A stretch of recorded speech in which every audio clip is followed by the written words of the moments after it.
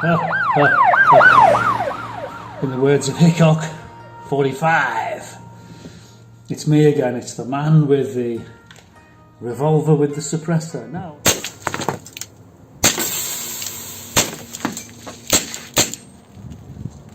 and now this one is an air pistol.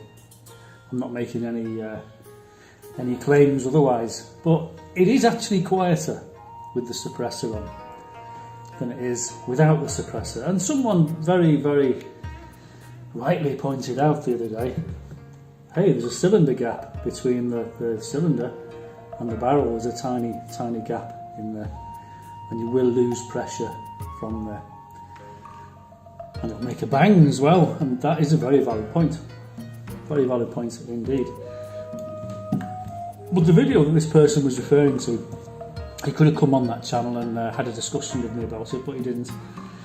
This is where I know for a start that this person didn't listen to the entire video and the context in which they were talking about suppression and revolvers. It was when we were talking about deliberate assassins with suppressors. Now I'm going to tell you a little story, because I had my firearms licence when I lived in the UK for about 6 years, and I had about three or four revolvers, 2 or 3 9mm, and various other rifles and things on the Section 1 firearms licence, as it was called, and we were only allowed to have what was on the licence. So that entitled you to go and buy whatever you wanted to in those categories, and if you wanted more, then you had to reapply to have more added onto the certificate. Similarly with ammunition, you were limited to, I think, 500 rounds, because obviously you get some crazy people who would stockpile hundreds of thousands of rounds, and then the police might have a problem one day. I even had an AK-47, okay, 47M, which was brand new from the proofing house in Hungary, and as long as it was single shot, you were allowed to have them in those days. This was a 7.62 times 39mm, brand fire new in the box, with 3 magazines. I think it was 3 or 2, and a bayonet. Anyway, it was very difficult to shoot the AK-47 because I took it to numerous places and they wouldn't let me fire it because they said I'd bend their plates. So the majority of the time we were shooting revolvers and 9mm on the 25-yard range. We were shooting paper targets at the end of a 25-yard range, and most of the time we were shooting with reloads. I had a 357 Smith & Wesson with a 6-inch barrel, which is very similar to that, really. Not much different, but it was quite an old gun. It had been used a lot, and it was quite tired, and I got rid of it. It just wasn't for me. And I looked around, and I couldn't afford the Colt Python. I thought the Colt Python with the 6-inch barrel, 357, was the way to go, but it was very expensive. They were about £500 in the 80s. So I finished up buying a Ruger Security 6 with a 6-inch barrel for about £150, and that was a beautiful, beautiful gun, silver, very thin wooden handle. And the majority of the time we would shoot 38 specials. I did put 357 full loads in it just to see what they were like, and they gave a bit of a bigger kick. But we're literally punching holes in paper targets at 25 yards. 357, 50 rounds of 357 back then would cost about 25 quid for factory reloads, and we were firing the 38 special reloads for a £5. In fact, we actually had a deal with the gun club. We sat in the back on the machine making reloads. We made so many 100 reloads, they'd give us 50 for free, so that was a good deal. And so that's what we did. So the majority of the time we were shooting 38 specials out of the 357. Now, 9mm, 38 special and 357 are pretty much the same calibre. So there's not a lot in it. You could try put in a 9mm head, for example, full metal jacket into a 38 special. It doesn't really fit that well. It's not a tight fit, but you can turn it upside down and shove it down and fire it backwards down the range, and it will go. It will go because there's rifling in the barrel.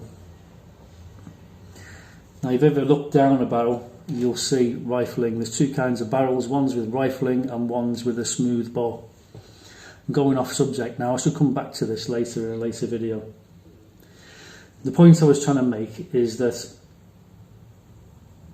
when I had these revolvers, I actually saw a snub-nose 38 for 50 quid in the gun shop, and I had a spare revolver on my ticket, and I thought, yeah, go on then, I'll buy that. I had a look at it, it seemed alright. I thought, yeah, I'll have a go at that. 38 specials. And bought it, gave him 50 quid for it, got it on my licence, went to the gun club with it, only fired it once. Couldn't hit anything with it from 25 yards, nothing. And I thought, that's no good. So I went down to 10 yards, not a lot better. So you've got to be standing in front of the target about 10 foot away before you can hit anything with this. Because it was absolutely useless. Now, I deduced while I was there that the 6-inch barrel is the best. Okay, you get a 4-inch barrel, 25 yards, you know, you're going to struggle to get a decent grouping. But you can do it, you can get by, but anything less than 4 inches, forget it. It's absolutely useless. Okay, I don't even know why they put rifling in short barrels, because this is a waste of time. What we did deduce was if you put a suppressor on it, or a silencer on a very short barrel, and stood right in front of the target, it still went bang. The man's absolutely correct, because gas escapes from here. And the higher power cartridge you've got in there, the more power is going to escape from there, making a bigger bang. So to put a silencer on a conventional gun, it's not really going to work that well, okay? But, as I said in the video, which the guy didn't listen to, if you reduce the quantity of powder that's in the actual round when you're reloading them, I'll take one out. Head comes off. Hello, Lady Faith. Hello. So you've got an empty case, and you push the primer out in the machine, ding ding, primer's gone, you put a new primer in, ding, so now you've got a new primer. Now how much powder did you put in? Well, there's a chart on the wall that says how much powder you put in, and there's a measure on the machine that says how much powder, but you can put a lot less in. And if you put a lot less in, and a lot less, and a lot less more, then the bullet obviously isn't going to go as fast when it is ignited and zooms away. Now, another thing slowing the bullet down is rifling in the barrel. So if you had a snub-nose pistol, which is pointless having rifling in it, and you were to drill the rifling out, so it was effectively a smooth bore, and you could drop the bullet all the way down the barrel and it'd fall out the end, and then they start tumbling as they go down the range. But if you've got a snub-nose gun, you can't hit anything anyway, so you may as well have a smooth bore when you're really up close. And you put a very minimal amount of powder in it and put a suppressor on the end. It doesn't really matter because it doesn't affect it that much. It'll still make a little crack, but it's a lot less than if you had a full charge in there, for sure. Like I said, you can put different heads, they can get different kinds of bullets. The 9mm, I've even put a 9mm face down so it's firing backwards. It's got rifling on it, and it still goes pretty much in a straight line. You know, I was quite surprised actually how well it did.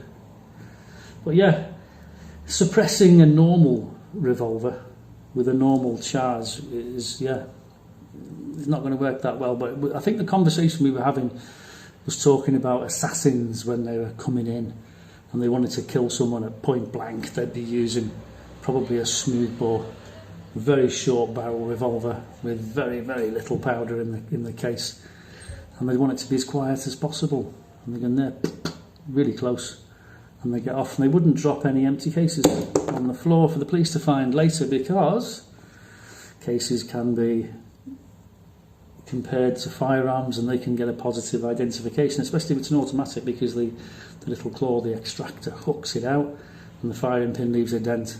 So if you've got a case, that's evidence, okay, and that can be matched to a firearm that's been recovered, and you can say yes or no, that didn't come from that gun, or yes it did. And also from the rifling on the bullet itself, they can dig that out of the scene of the crime, and they can look at it through a microscope, and they can look at the rifling on it, and they can positively identify which gun it came out. If you had 10 identical proper revolvers with rifle barrels and you fired one shot out of one of the guns, police forensics could tell you which gun was used.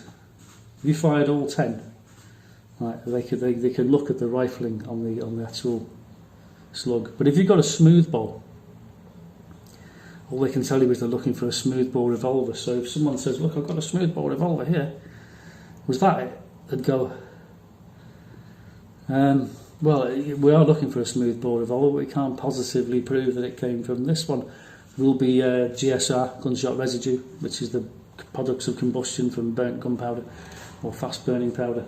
That will be around, and the GSR might be, well, it's consistent, but, you know, is it positive, is it not? You know, it's one of them, isn't it? But as far as air guns are concerned, it does work. You can put a chronograph on it, not a chronograph, a decibel reader. It definitely works with an air pistol, even a revolver, which does lose gas, just the same as a real one, from the cylinder. The trick is, you see, with an air pistol, it hasn't got a very high muzzle velocity, it's quite low. These things shoot about 400 feet a second, something like that, which is much lower than a 38 special, even with most of the powder taken out. So it's definitely going to be a lot quieter, but it's definitely quiet. It's quite scary, actually, how quiet a 38 special is with a silencer. Some people in the States, I've seen, they use an old oil filter, well, a brand new oil filter from a car, and they just screw it on the end. They have an adapter, screw it on the end of the barrel, and that works really well as a silencer, as a suppressor. But it is, I mean, if you don't want to attract attention to yourself when you're out shooting and blinking and doing things, then suppressors are the way to go. You can buy suppressors and silencers for air pistols all day long. Parker Hale, I think, make them. The last ones I bought were Parker Hale. Very interesting subject. I do like my revolvers. I even bought a Ruger Black Hawk, I think it was, 357. It's like the Colt Peacemaker, single action, gate loaded in the side. 38 specials, got it on the range, got like this, 150 quid. Nice sights on it. Boom. Brilliant. Really good. As good as the Security 6, for sure, for accuracy. Not a problem. But then you come to reloading and you go, oh. And you got to fiddle with that, the gate and the prong and the gong and the prong and the prong and the prong, and you're going, oh dear, this is painful. And where is it? Yeah. Speed loaders are brilliant. Security 6, you just pop the cylinders out, bing, bing, bing, bing, bing, and there you are, straight in with the speed loader, clunk, and you're off again 6 shots later. Same as this, you probably saw this was a top loader. They eject all 6 and you can speed load them and you're off again straight away. So yeah, reloading speeds are a big issue, I think. Needless to say, as much as I loved the Ruger Black Hawk, it was a really nice gun. It was a proper cowboy gun. Because let's face it, the Colt 45 Peacemaker has got to be the best, most collectible, coolest revolver in the world ever, but it's not the best revolver as revolvers go, because the swing out cylinders made them much faster to reload, which was a big plus in a lot of people's books, and that's why the British Army went for this one before they went for automatics. They went for the Browning high power after this, but this was a good revolver for what revolvers are. Revolvers are not actually that good. I mean, we were shooting paper targets. I spoke to a guy who was a paratrooper, and he was involved in not the Arnhem landings, the D-Day landings. He landed at D-Day. He was there killing Germans and running around and doing everything. He said pistols are shit, pistols are rubbish. They don't even issue them to British soldiers, they only give them rifles. He said pistols, he said if you're 10 foot away from someone, you shoot them, he says they're going to die. Okay, they're really good.